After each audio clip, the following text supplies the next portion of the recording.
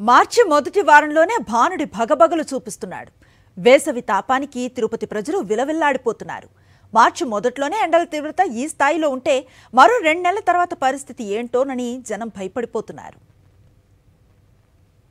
తిరుపతిలో ఎండల తీవ్రతకు సంబంధించిన మరింత సమాచారం మా ప్రతినిధి మూర్తి అందిస్తారు. ప్రచండ భానుడి ప్రతాపానికి టెంపుల్ సిటీ తిరుపతి వాసులు విలవిల్లాడిపోతూ ఉన్నారు.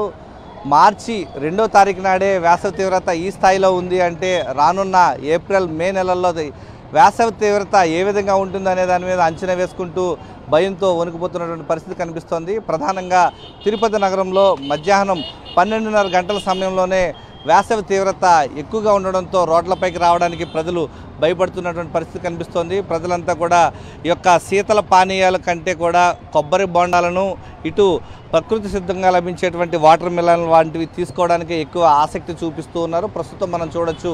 ఎలా అనిపిస్తుంది తిరుపతి నగరంలో వేసవి తాపం? ఇప్పుడే ప్రస్తుతం తిరుపతిలో మీరు చూస్తున్నారు, ఎండలు చాలా తీవ్రతంగా ఎక్కువైపోతున్నది. ఇది ఇంకా మార్చ్ ఫస్ట్ వీకే ఇట్లుందంటే రాబోయే ఏప్రిల్ మే నెలలో అసలు ఊహించుకోలేము, అంత ఎండ రావచ్చేమో. సో మిమ్మల్ని మీరు ఇంట్లోనే ఎక్కువ వర్క్ ఫ్రమ్ హోమ్ ఏమైనా ఉంటే తీసుకొని మిమ్మల్ని మీరు హైడ్రేటెడ్గా పెట్టుకొని డీహైడ్రేట్ కాకుండా సురక్షితంగా ఉంటూ అదే ఆశిస్తున్నాము. అదే ఇంకా మేలో అయితే ఇంకా మనం ఎక్స్పెక్ట్ చేయలేము ఎంత హెవీ ఉంటుందో. నా సజెషన్ ఏమంటే మోస్ట్లీ హోమ్లోనే ఉండి మన ప్రికాషన్స్ తీసుకోవడం చాలా బెటర్. బయట తిరిగితే ఈసారి ఎక్కువ డీహైడ్రేట్ అయిపోయే ఛాన్సెస్ అయితే చాలా ఎక్కువ ఉన్నాయి.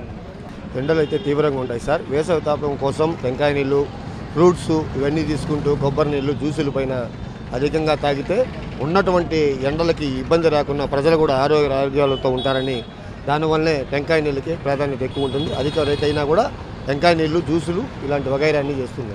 రానున్న వేసవి సీజన్ నేపథ్యంలో ముందస్తుగానే మార్చి మొదటి వారంలోనే వాతావరణ శాఖ రానున్న రోజుల్లో మరింత వేసవి తాపం పెరిగేటువంటి అవకాశాలు ఉన్నాయంటూ చెప్పిన నేపథ్యంలో ముందస్తుగా ప్రజలంతా కూడా ఒకంత భయాందోళనకు గురవుతున్నటువంటి పరిస్థితి కనిపిస్తోంది. ఉదయం పూట తమ యొక్క పనులు పూర్తి చేసుకుని ఇళ్లకు చేరవుతున్నటువంటి పరిస్థితి తిరుపతి నగరంలో కనిపిస్తుంది.